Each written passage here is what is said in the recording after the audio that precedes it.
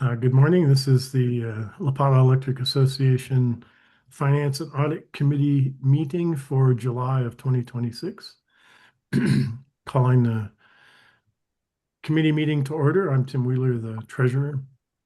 And I'd like to introduce, we have three new members of the committee. Two are new directors, well, directors that are new to the committee anyway.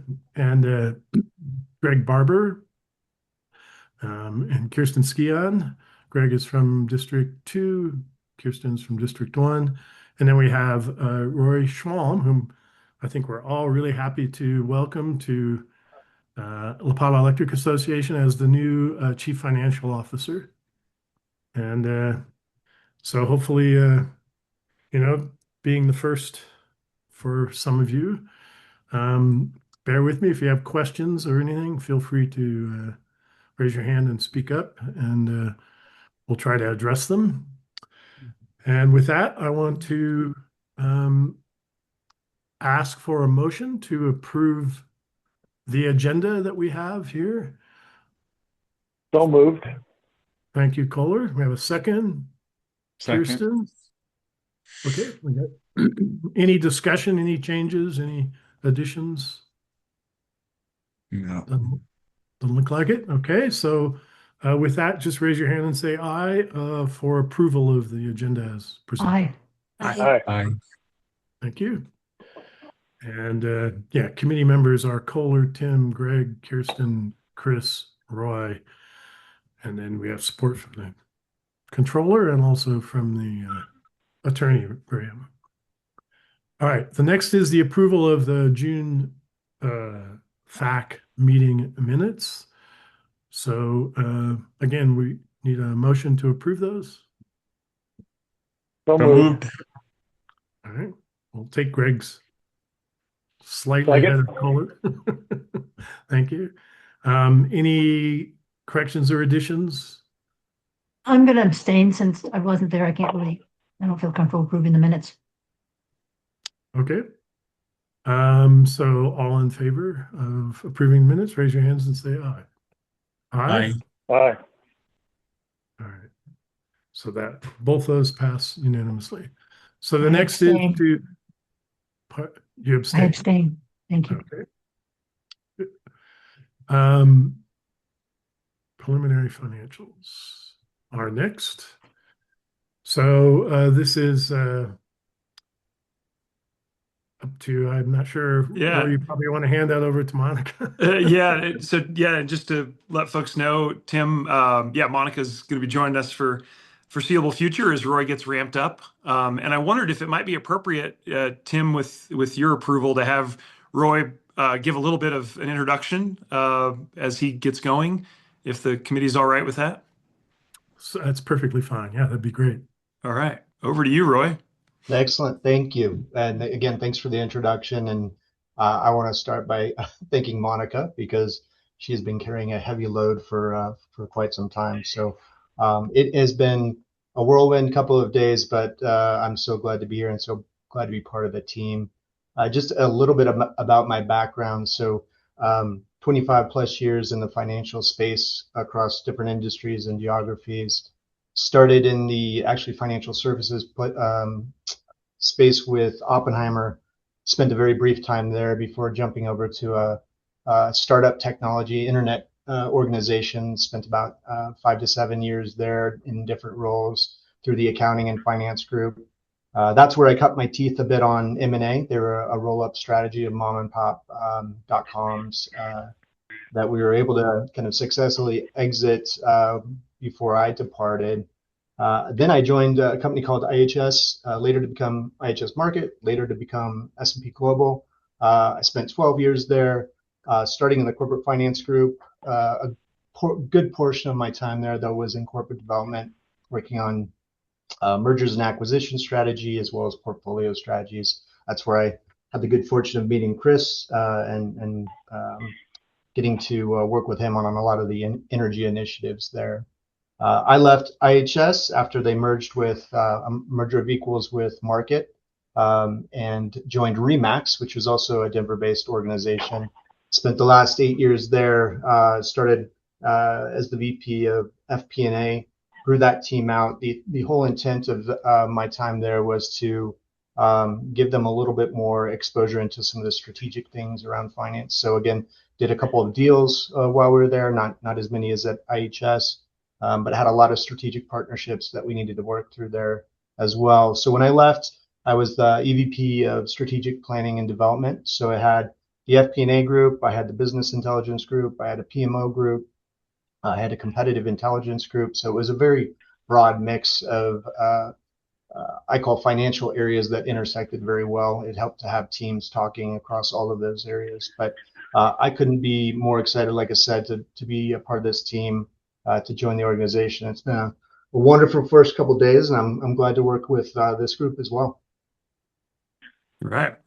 Roy, thank you so much for that introduction, and a huge continued thank you to Monica for stepping up at LPEA and taking on extra responsibility during this search and just supporting us every step of the way. And yeah, really looking forward to gelling the finance team around these two seasoned leaders. So thank you both. And yeah, Tim, back to you. I think, as you said, we're ready to transition now into the preliminary financials, and we're finding that they are very preliminary based on many of the factors that we've discussed in previous meetings. So I'm going to pass it over to Monica to talk a little bit about what data we have, what data we don't, and some ideas of how we might, kind of handle this new accounting environment that we're operating in now, part of SPP. But Monica, over to you.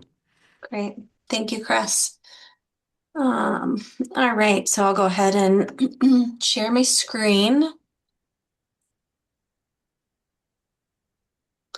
So we'll jump into going back to our April financials and reviewing those first. So since the last month's presentation, we do have just one adjustment, and that is related to the cost of power. So as part of the SPP settlement process, they have the S53 rebilling, and so that has been completed through April 30th, and that's reflected with an increase in cost of power of $4,870. So that then, of course, adjusted our operating margins. So previously, last month, we reported an operating margin of $589,000. So that changed to a negative $594,000. Still a positive variance of $320,000.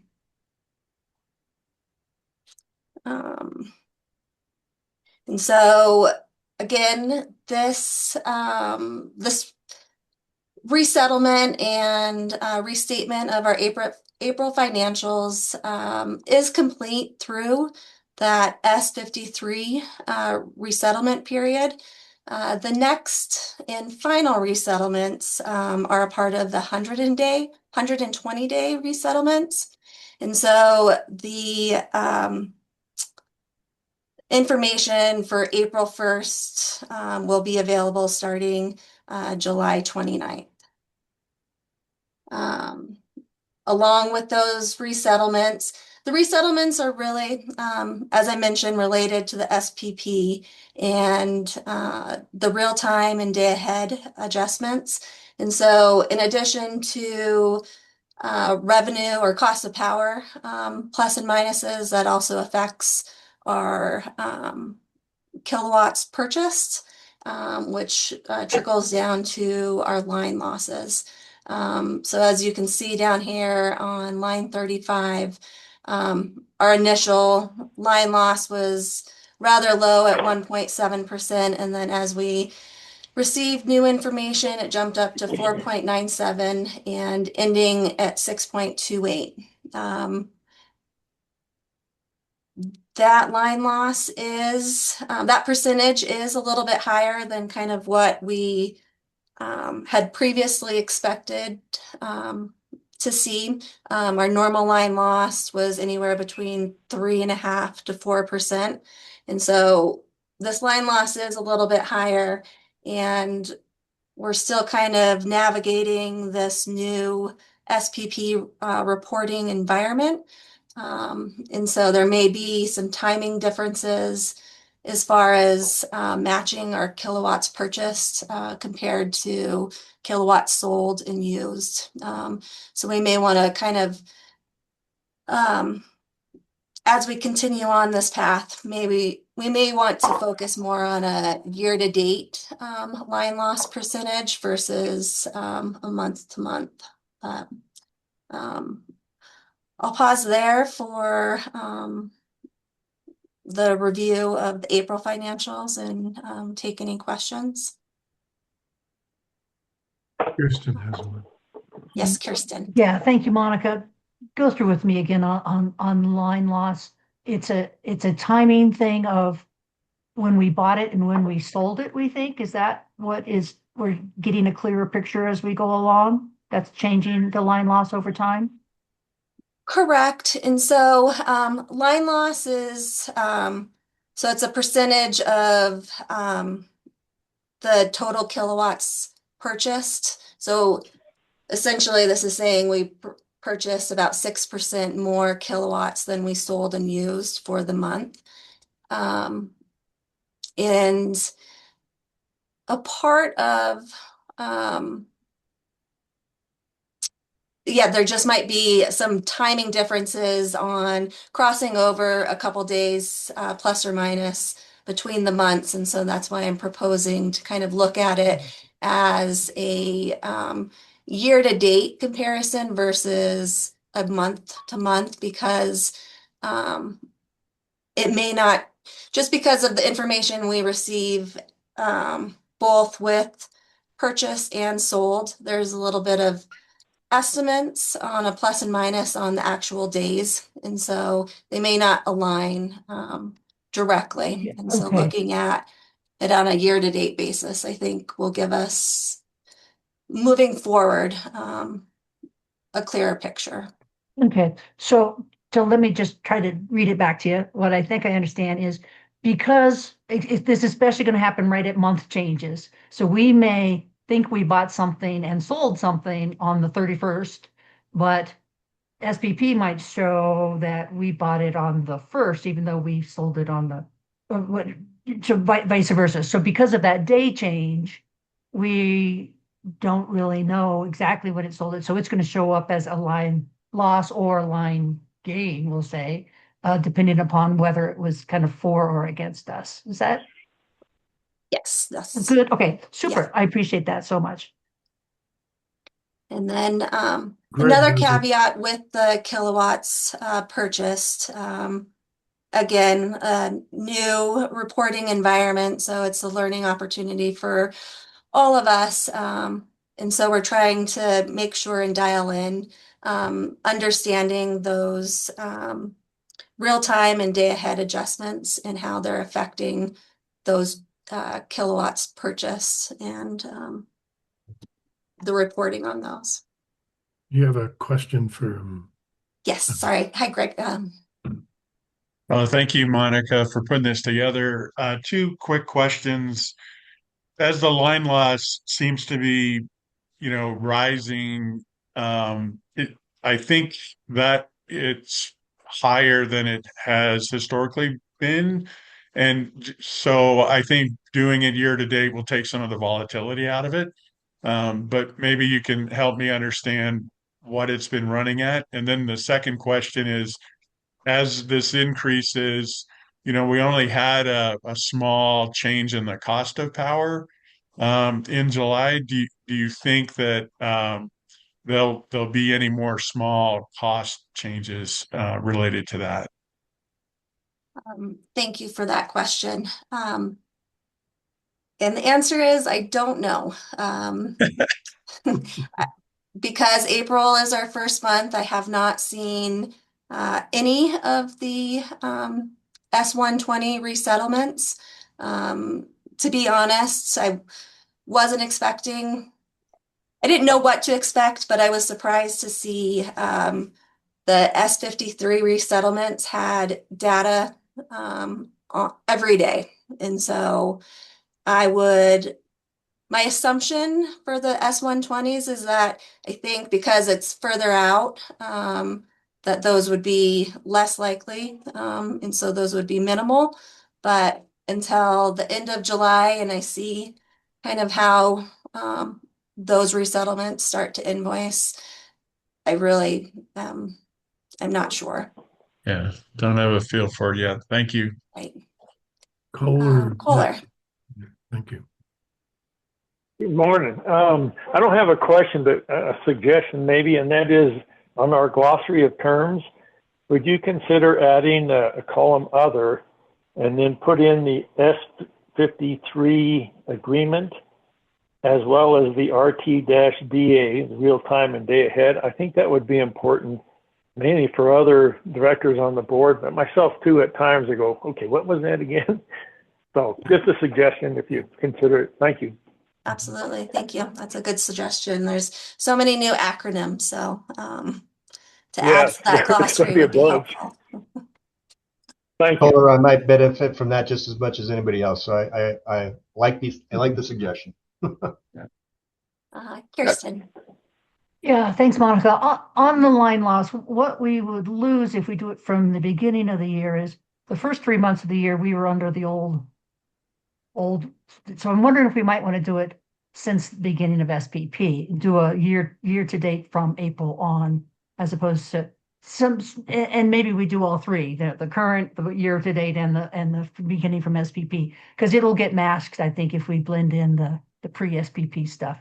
A thought there for you. Thank you. Okay, thank you. Yeah, I think it makes sense maybe to present all three. I like that suggestion. Thank you, Kirsten. And in the Google Drive, there is this spreadsheet added, and so you can see down below on this confidential, below that confidential line, you'll see the specific details related to what all of these adjustments were attributed to. So. And and if there are questions about that, we can answer those in the executive session. Yeah. Okay. So then that if was there's just no other April. questions related to April, I can jump on to May.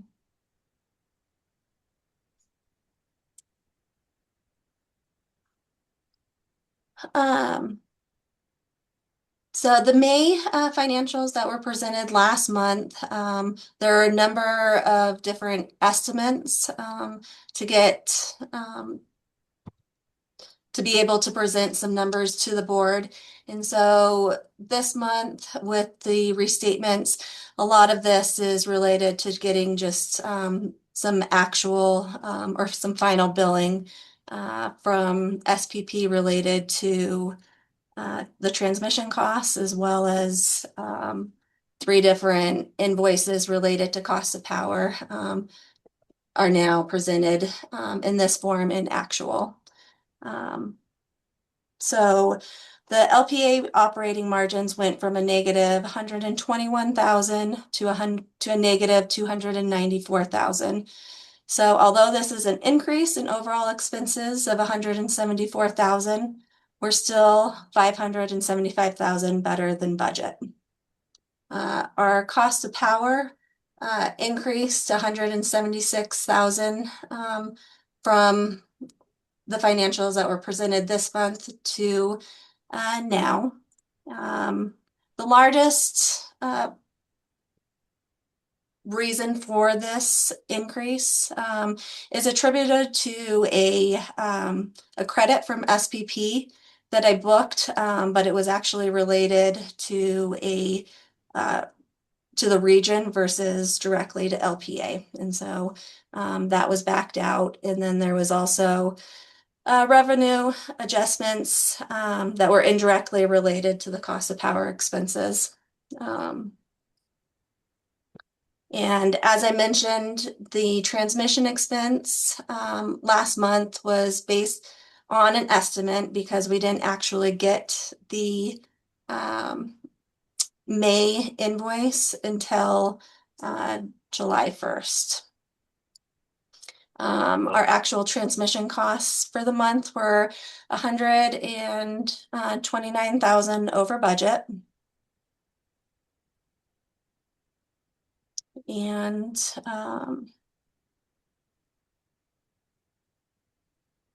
see. And this transmission expense will continue to be higher than budget, as I spoke to last month, based on our zone and that annual transmission revenue requirement being larger than anticipated. We are still, staff is still working through those assumptions, and so that's possible that we may see an adjustment in the future related to those transmission costs. But for right now, we have to remit payment based on how SPP is invoicing us. But we are able to take advantage of our full transmission credit plus interest that we're receiving from Tri-State. And so that credit offsets almost a little more than half of our transmission expense for the month. So I will pause there and take questions. Excuse me, Monica. Oh, Kirsten has her hand up first. Oh, I'm sorry, Kirsten. Yeah, Monica, did you tell me that the July 1 transmission numbers are now in here or are not now in here? You said they didn't come in until July 1. Correct. They did not come in until July 1, and so they are represented in these restatement of May financials. They are now in here. Okay, super. Yes. Thank you very much. So Monica, the transmission credit you indicated paid half of that transmission bill. How much of the delta between what we forecast and what we were invoiced did it cover? I'm sorry, can you repeat that question?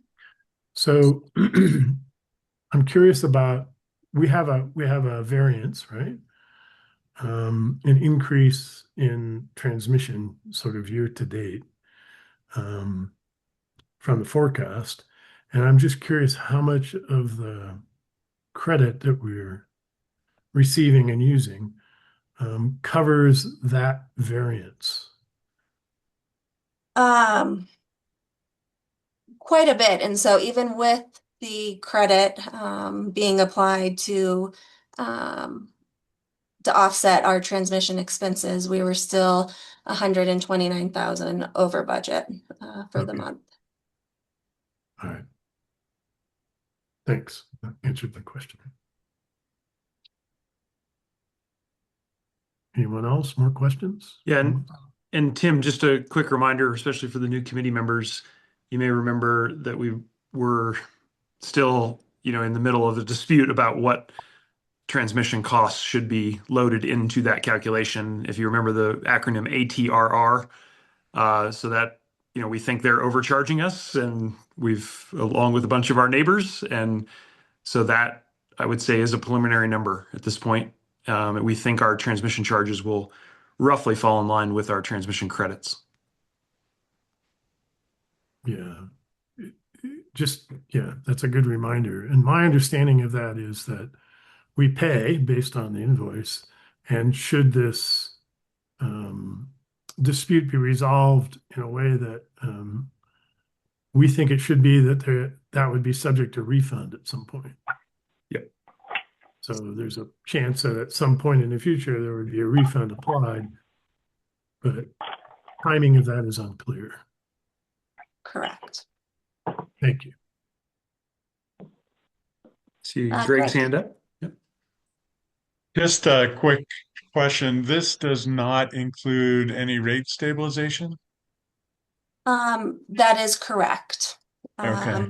So I can kind of speak to that, especially for the new board members. So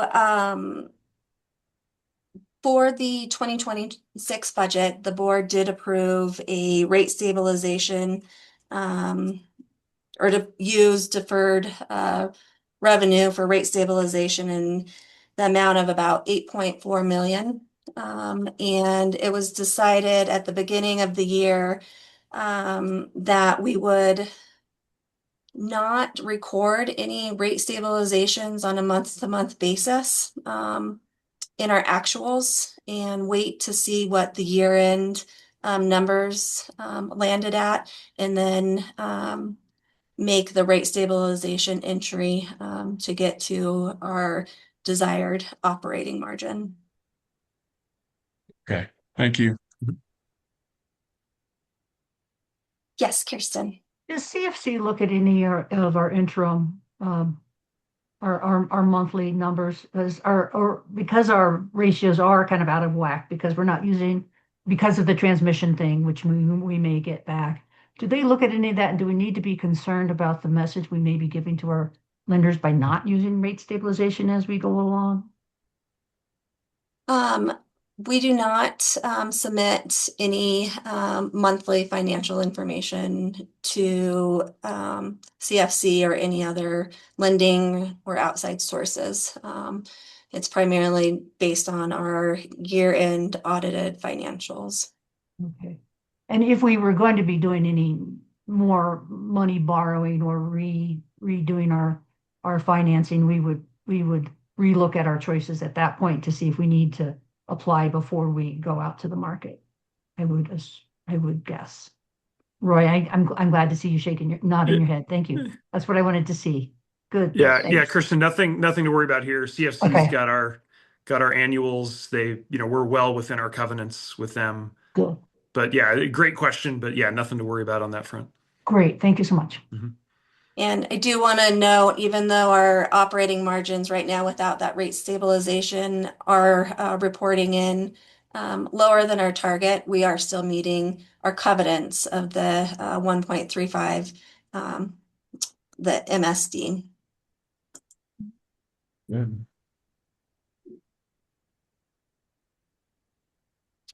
In DSC. So, yes, Kirsten. Yeah, the other thing that's going on besides the transmission thing is, though, we are selling less electricity, and that is a few months in a row. So I think we need to at least be thinking about that and what that can mean. And because it is some of our single users, we may have to discuss that in executive session. I understand. I just am throwing that out there, is that doesn't seem to be getting better as the year goes on. Yeah, happy to provide some more information on that when we get to executive session.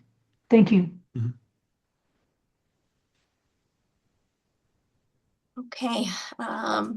Any other questions related to the May financials? Draft 1 or draft 2? No. And just a comment that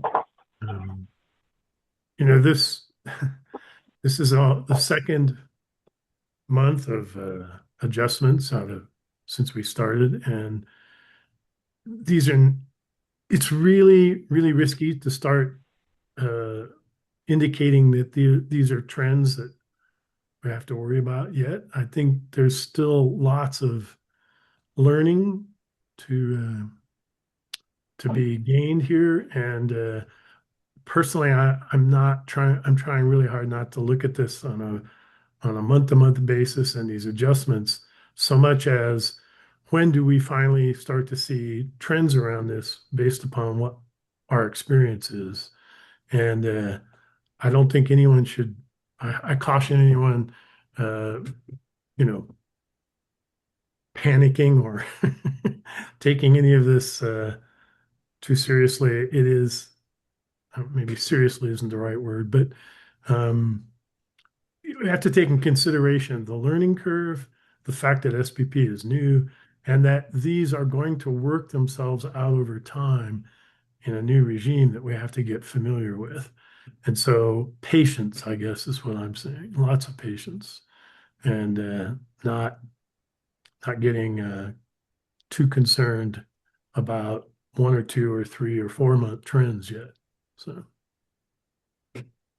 anyway, that's my approach at this point. Thank you. Thank you, Tim. Well, that kind of leads into our June financials and a recommendation that we'd like to bring to the board. You know, over the past couple months, buzzword has been estimates and preliminary. And so June is another month that right now is not finalized. We're working off of multiple estimates, and so therefore we are recommending or asking, recommending to push at least the first draft financials out a month, so that that first look view will have, you know, actual invoices for us to kind of really see a full picture, and then going through a second review once that S53 billing is complete, and then a final review once that S120 is complete. And so I've put together a kind of just a summary of the proposed changes of the presentations of financials. And so if we take June for an example, again, as I mentioned, I have put together some preliminary financials, but they are, there's quite a few estimates. And so I would be hesitant for us to really focus strongly on that ending operating margins or even gross profits. And so what I would suggest is for us to be reviewing that first draft of the June financials at the August meeting. And then the S53 settlements will be complete, and we'll be able to present those results in September. And as you can see, the S120 resettlements pushes out the final statements quite a few months. And so jumping back up to April, I won't have those finalized financials until September committee meeting.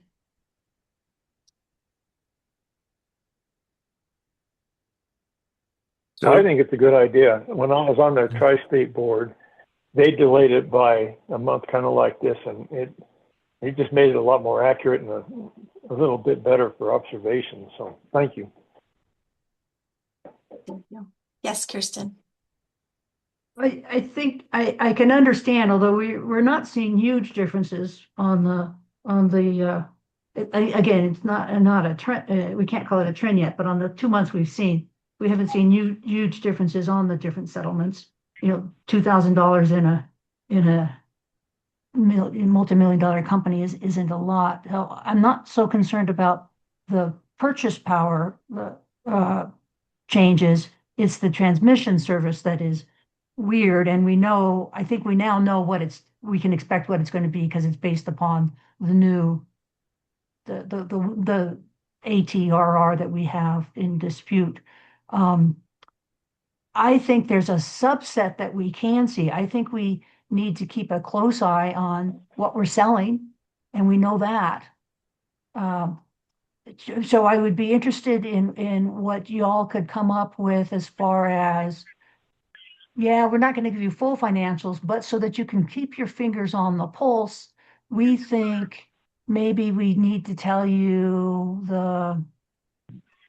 what we're selling, how many kilowatt per member, something like that. I'm not even sure what they are, but I'd be thrilled to learn what you guys think we could know that would again help us see before we're 2 months out of, oh wow, 2 months ago we started having a problem and we're just starting to realize it now.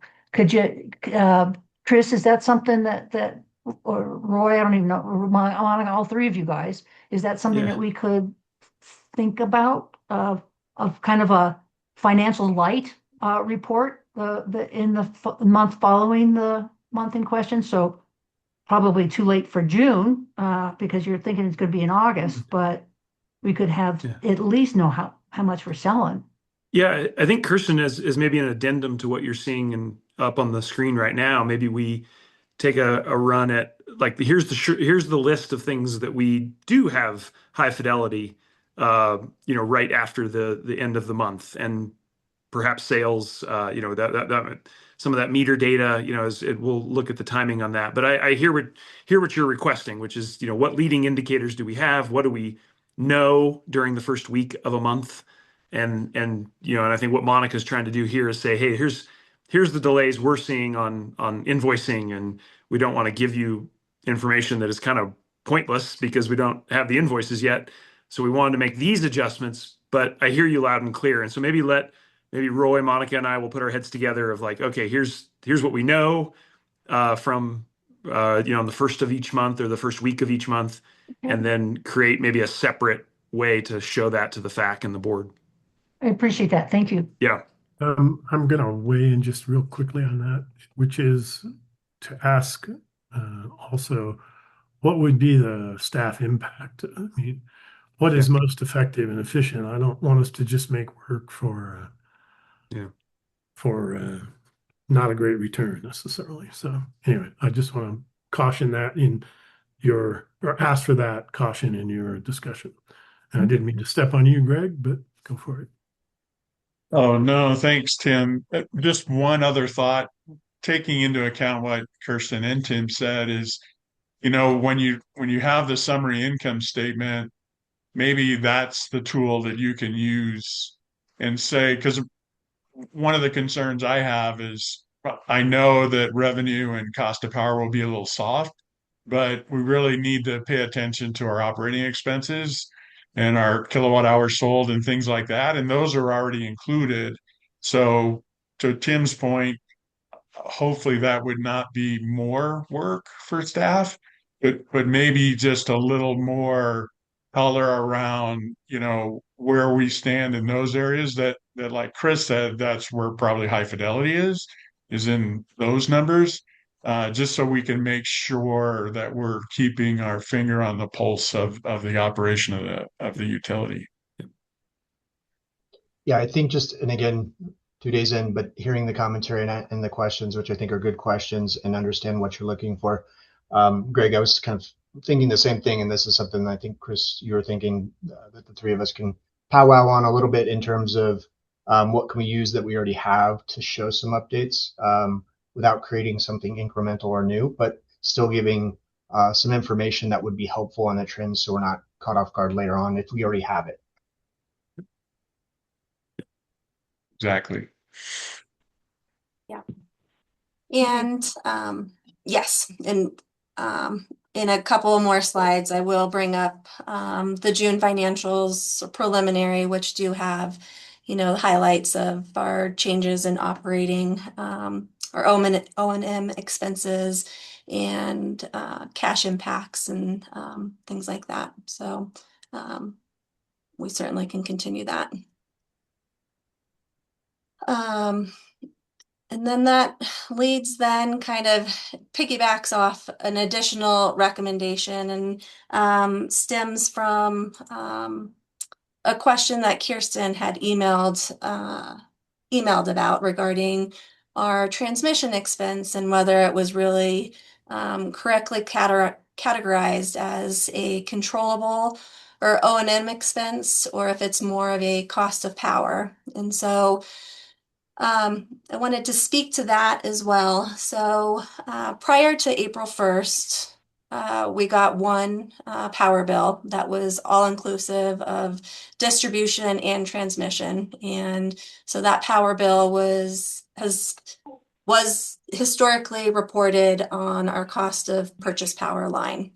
And so now we are in a new market where we're purchasing transmission services in the market. And so these transmission expenses are really directly related to our kind of gross margins and affect they're largely outside of our control, and so are more of a fixed expense. And so I'm suggesting possibly just doing a restatement of our internal financials and moving that transmission expense up into our gross margin line.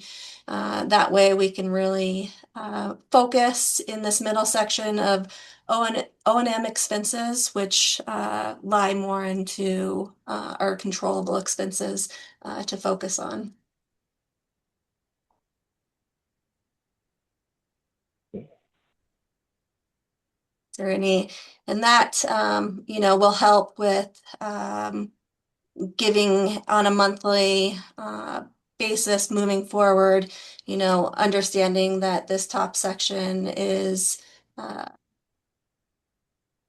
preliminary and contains estimates, where these bottom section is fairly final. So Yeah, I'd be in favor of that because it does exactly what you said. It separates out the soft part of the operating statement and hones in on the firm part.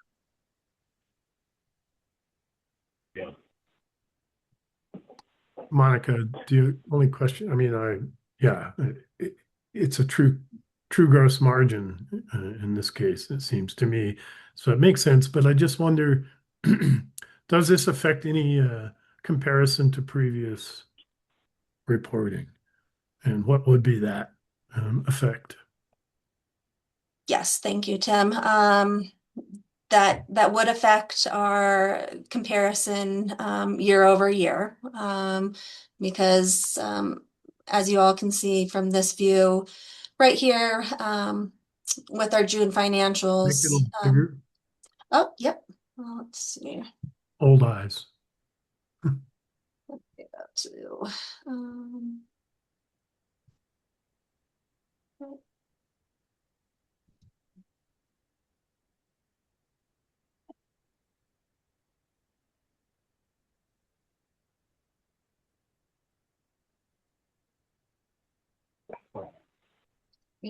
should have had this.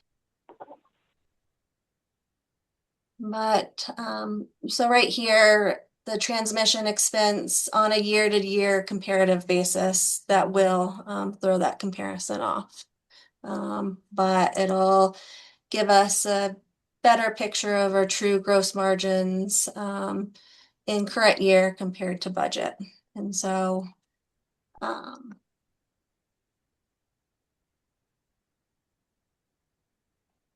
so that is one aspect to consider on what is important for what two comparisons do you want to see on a month-to-month basis? Kirsten has her hand up. Yes, Kirsten. Yeah, so on previous years, the bulk of transmission was still included in cost of power, wasn't it? And I'm not sure what so for instance, for June 25, my eyes are going too, that 337 was not just, doesn't really fully capture what our transmission costs were.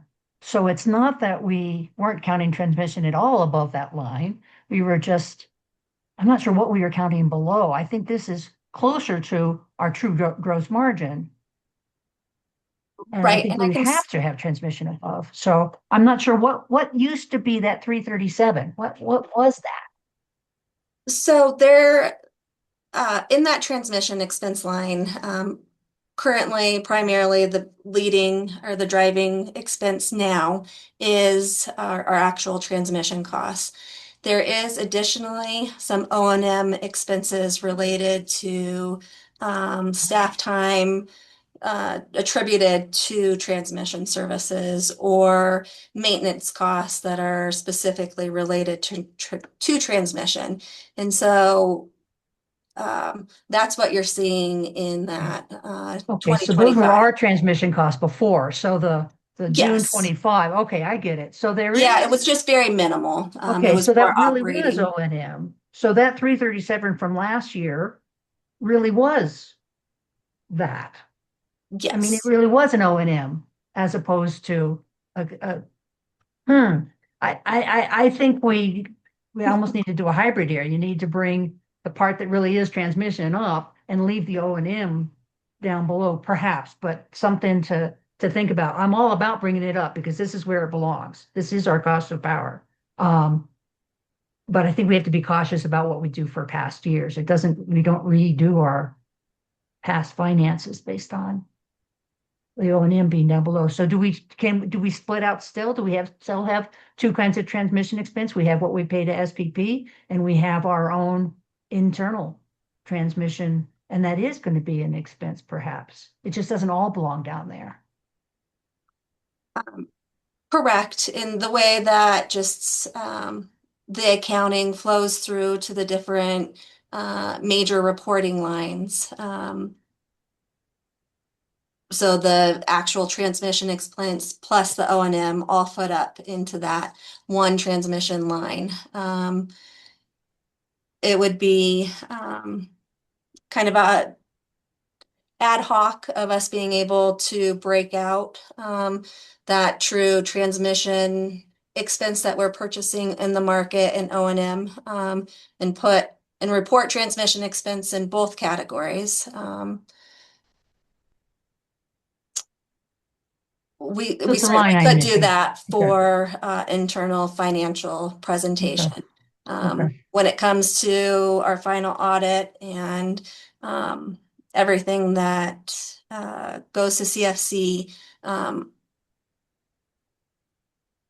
total transmission costs will just be reported on one line. They wouldn't Okay, be broken out. then, yeah, if I don't want to make work, I just was thinking it was a different kind of, it's a different kind of cost. So I was treating it as two different line items and you're saying you treat it as one. The way Okay. that they foot, I mean, for internal purposes and reporting purposes, we could do an ad hoc presentation and break them out for you all. I think I'm not asking. the distinction might be in what's controllable versus what is truly the cost of a product, right? Mhm. In other words, we deliver to our members a cost of a product and we get billed by, sort of the manufacturer of that product, right? That's not very controllable. It depends on how much we sell, right? That's why you have a operating revenue, cost of product, and then a gross margin, right? So to the extent that we have a controllable cost with transmission, and maybe we don't, I don't know. We reported it previously. That's not necessarily, in sort of my understanding of financial framework, a real cost of that product because it's controllable. We have the opportunity to say, well, this month we won't do that, or next month we will increase it, or whatever, right? So if there's an element of that still remains here, maybe that should still reside in the controllable costs below the gross margin line. But if you're reporting this,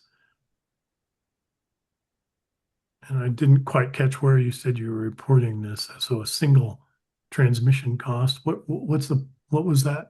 Is that for like audited purposes? Right. So for utility accounting, there's a standard presentation of the financials, and so the gross margins, you won't see that in your audited financials either. And so so I just wanted to highlight that for internal reporting purposes, very good point. Thank you, Tim and Kirsten, on that line does include both fixed transmission costs as well as controllable. And so we could break them out between the two.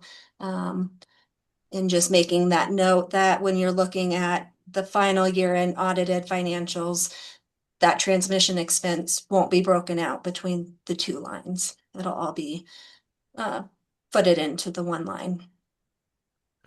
There's another consideration around that I think we should talk about in the executive session in terms of transmission asset discussion that we might want to also consider. So maybe we could park this and try and come back to that for a minute.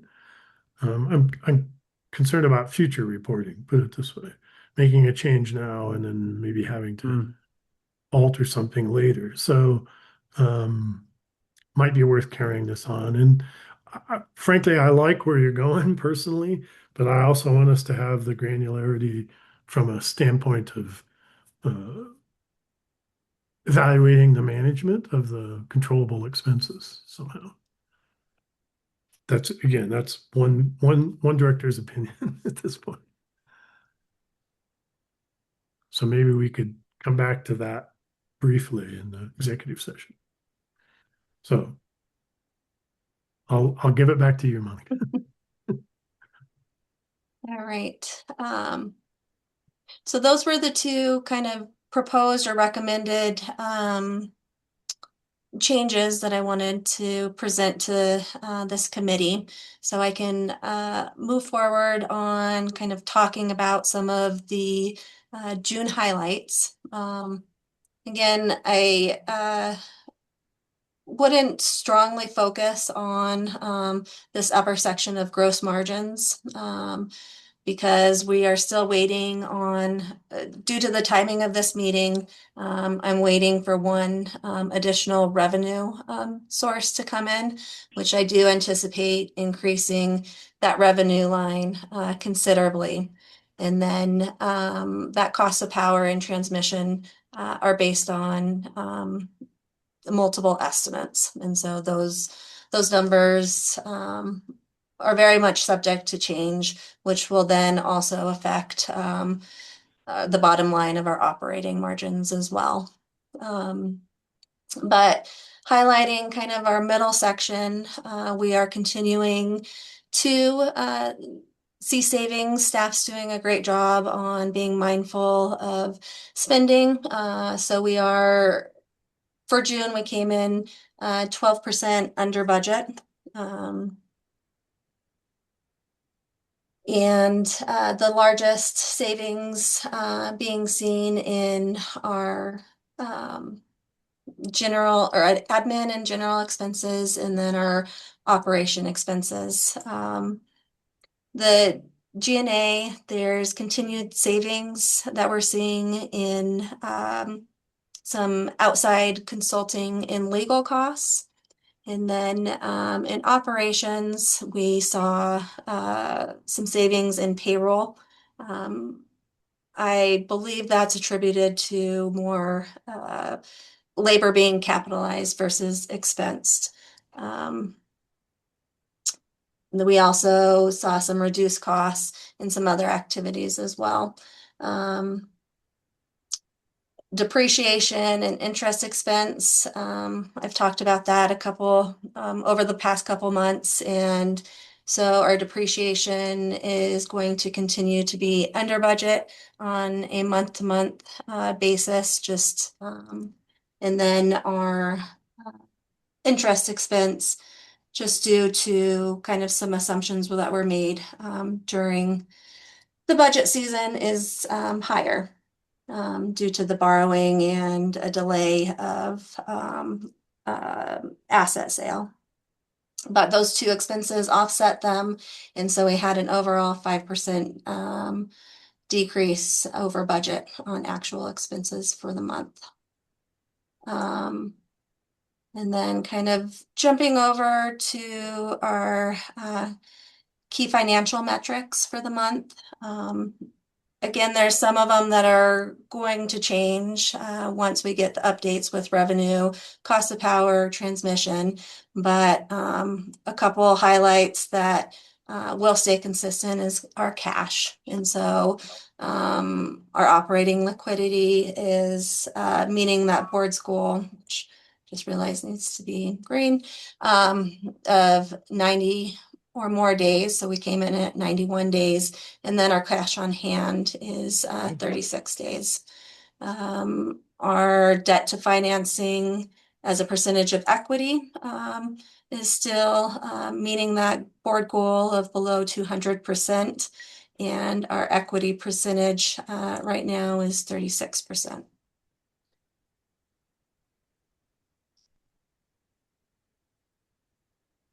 And I will take any questions.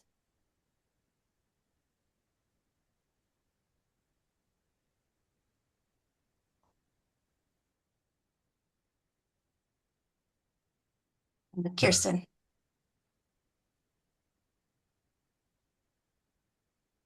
You're on mute, Kirsten. Thank you. My question is on O tier. I think last month we were at 1.09, which means we had kind of a 9% because 1 means our operating income is paying for our interest expense. So we only had a 9% slim margin on that.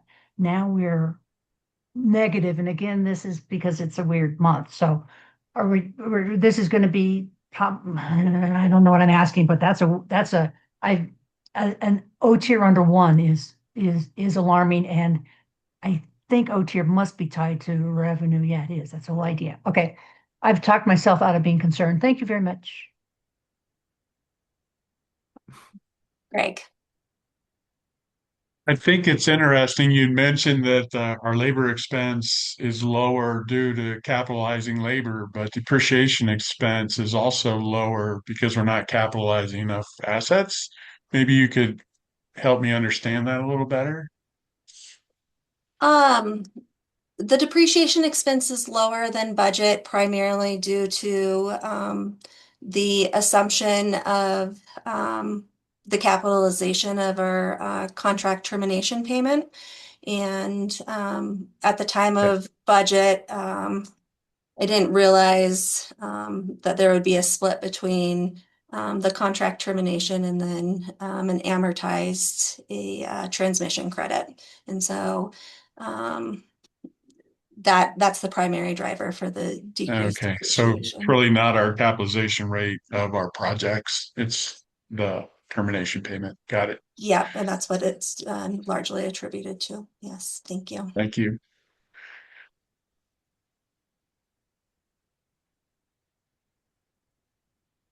Is there any other questions?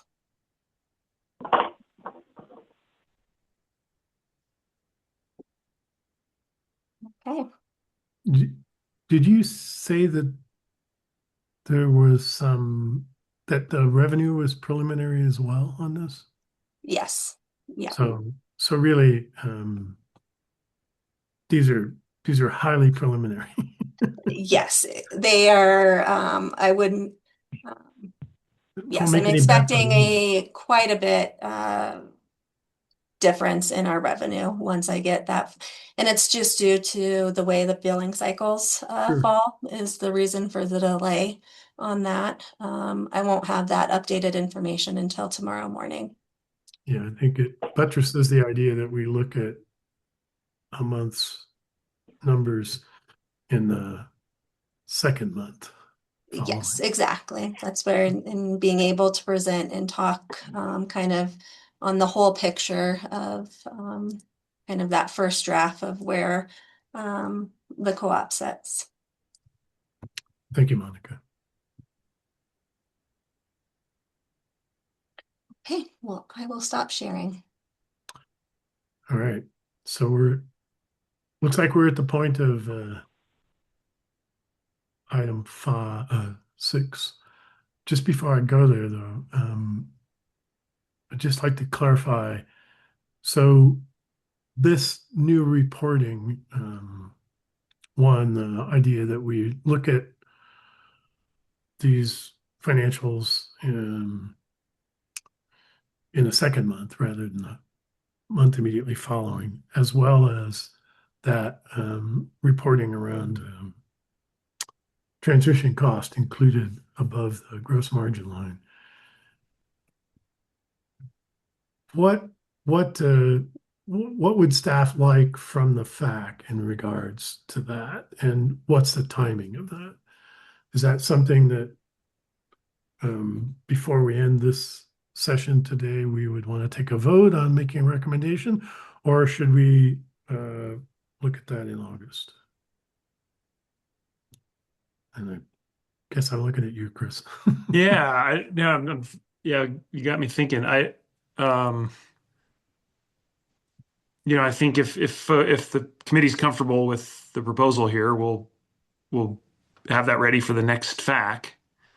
And obviously can always adjust. I think as folks can tell, there's an iterative process here. Iterative in the information we're getting iterative in how we're trying to make it easy for the committee and the board to digest it. Back to that word, high fidelity. We want to give you reliable information as fast as we can. And so I think this adjustment allows us to dial that in based on, the timing as we receive it. So, I think if folks are happy with that direction, we bring back our best next month and then see if there's any further adjustments. Okay. That seems good to me from the standpoint of being prepared and looking at any kind of further revision and taking it up perhaps next month versus this. But I'll stop there. And Kohler, you have your hand up. Yeah, I just support what Chris is saying. I think it would be good to go ahead with the proposals for next month. And as he said, we can kind of adjust as we need to, but that gives us a really strong start. And I think it'll be really helpful. So I'm in support of that. Thanks, Kohler. Kirsten? Yeah, so does that mean at the board meeting next Wednesday, we will be seeing a June thing because we haven't agreed to changing it to 2-month report? And it'll be a little bit better because you are getting some of your more revenue numbers in tomorrow. So we are going to see June at the board meeting, and we'll probably be talking a little bit with the board about and we're thinking, because this is so funky, that we're going to be pushing it out. Is that what I'm hearing? Okay, thank you. Okay. So no Terrific. action today. If I could add just one other thing, just to make sure that we remember that Monica, Roy, and Chris are going to look at those operating and O&M expenses to make sure that there's another place where we can be monitoring that. Probably the summary of the income statement. Just don't forget about that part. Yep. Yeah. Okay. Exactly, Greg. We'll still be presenting, hey, here's the latest from last month. It's just going to be a bit. Yeah, it's some of it is not available, and so we'll focus on what is. Yep. And then, sorry, I just wanted to clarify for the June statements for the board. Did the committee want to see them presented with the transmission expense, how it's historically been, or presented up in the gross margin section? Do we just want to, go with the original presentation and table that? That would be my recommendation at this point. If we I like have that. some further discussion about it in exec session, that might change a little bit, but I don't feel like we are teed up yet to take a vote of the committee to recommend something to the board. This committee doesn't make decisions on behalf of the board. So we can bring a recommendation and the board can then discuss it. I'm not sure we're quite ready for that and for June. So my suggestion would be keep the same format and any provisos you have around how preliminary this is, and that we are discussing perhaps a couple of changes in terms of the presentation of this material, one in the timing and one in the format. Does that help? Does anyone disagree in the committee on that? I don't think so. Yeah. Okay. It sounds good. Thank you. Tim, the transmission one is it's a big one. It's because it really is most of it, 79, a huge percent of it really is cost of power. So I think it's a correction. I think putting a little bit of it back can wait until next month, but transmission is not an O&M. It does not belong there. And I think we put it there because that's where it used to be when we separated it out. But I think we are much closer to reality and to correct if we put it above where it belongs. And I think that's a correction. That's not we have to vote on where transmission belongs. Transmission is part of cost of power. And then we can vote on, well, what about the little bit that we do? Should we have that below? So I'm disagreeing with you, Mr. Chairman, on that one. And I'm prepared to be overridden, but I'm going to have to be doing that math in my head next week anyway, and we'll be pointing that out. Yeah, I think from the standpoint of this committee, I don't feel prepared to make a suggestion or recommendation that carries through to a change in the presentation of the format. That's not within our purview to do that for the board, I don't believe.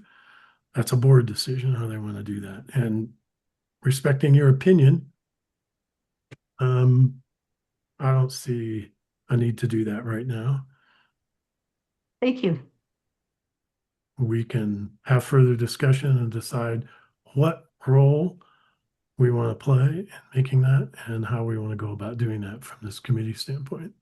I'm not going to overstep the bounds of the committee's purview if possible. Thanks.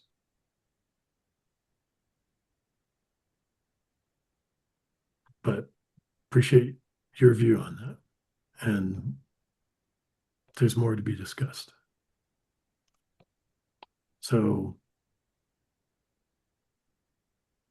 June would be presented as usual. We'll have further discussion, and maybe in August we will be able to make a decision as a committee as to a recommendation to the board. Thanks.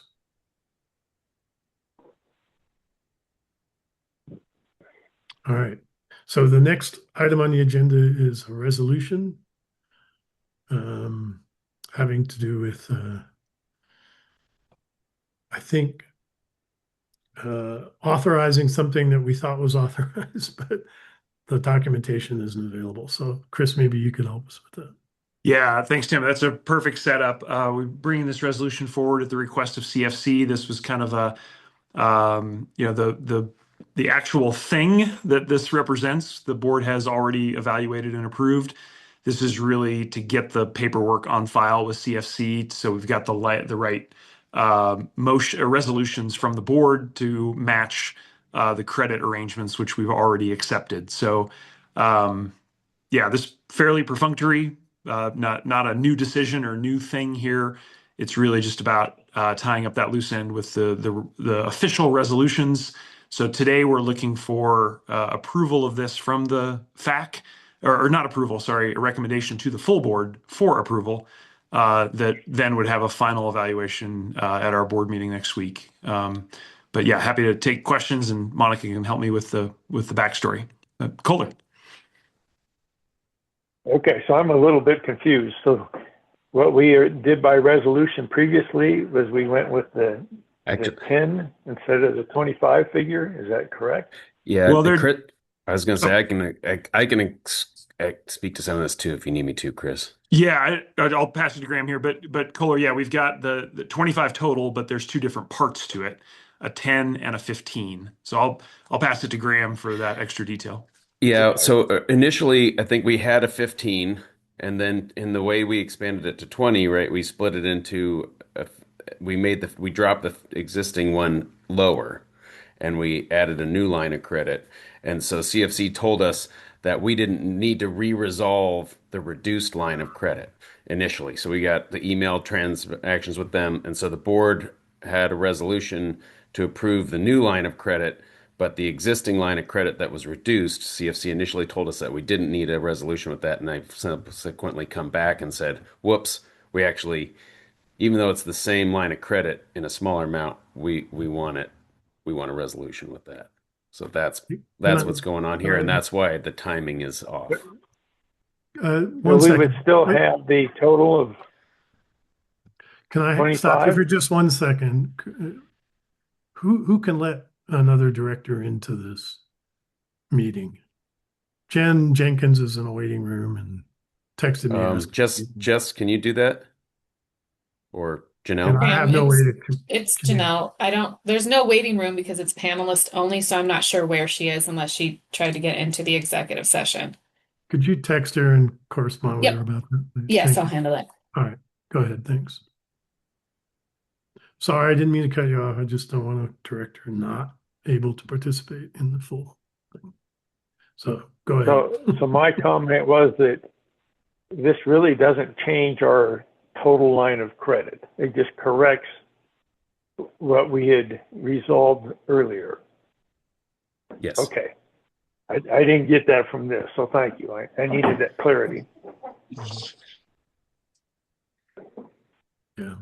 My understanding is we approved something that included this, but the paperwork wasn't forwarded by CFC, and now they're asking us to do that to correct it, essentially.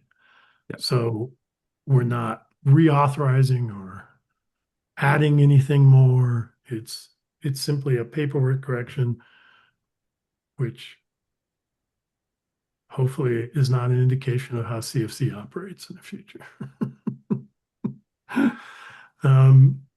So on that basis, I had one question on this authorization, which is, I think previously we had both CEO and CFO as authorized names in the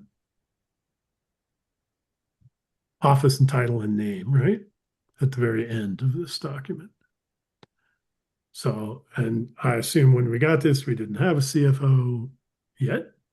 Now we do. Do we want to add CFO and title to that? That's my only question.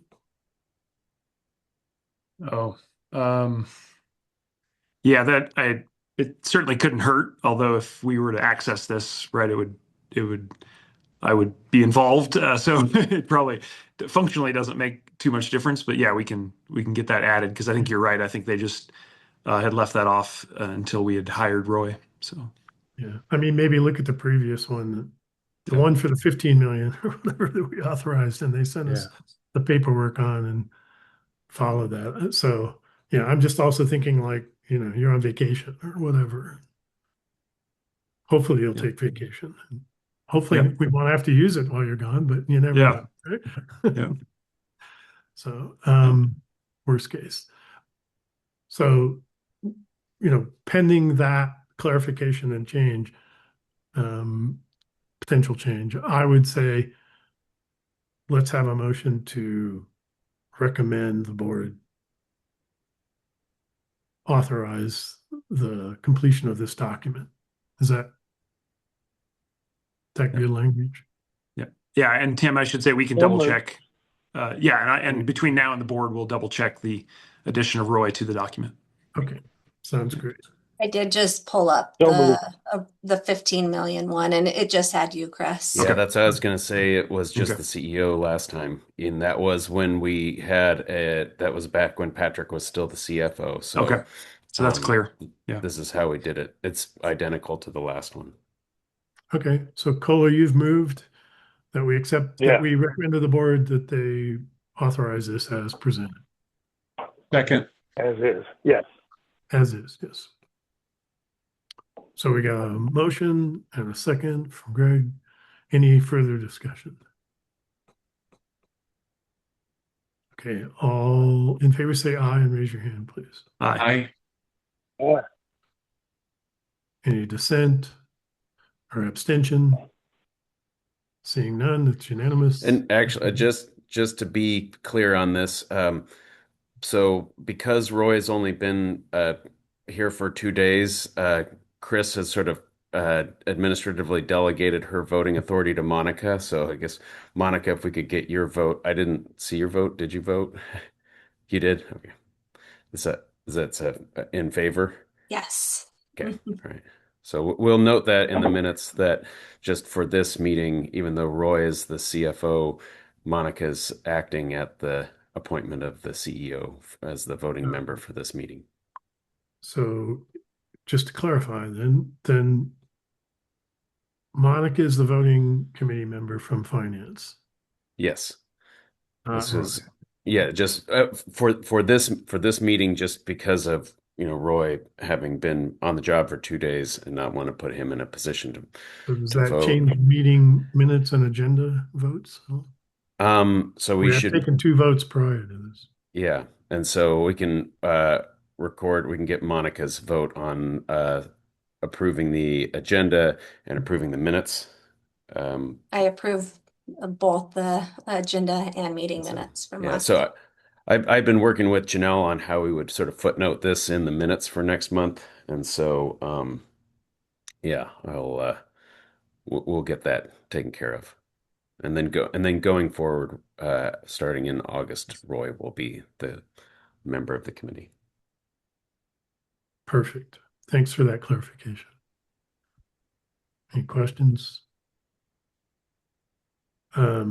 So that's the end of the public agenda at this point, and we would need a motion to go into executive session to talk about transmission asset discussion update, power supply update. I'll just make that motion. And Second. any discussion? Everyone have their link? All right. All in favor, say aye. Raise your hand. Aye. Aye. No dissent or abstention? All right. Well, we'll see you in a moment in the executive session. Thank you. All right. Good morning. We're back from the executive session of the La Pala Electric Finance and Audit Committee meeting for July of 2026. And there is no action coming out of the executive session. So we're adjourning the committee meeting. Hope everyone has a great day. Thank you very much. Thank you.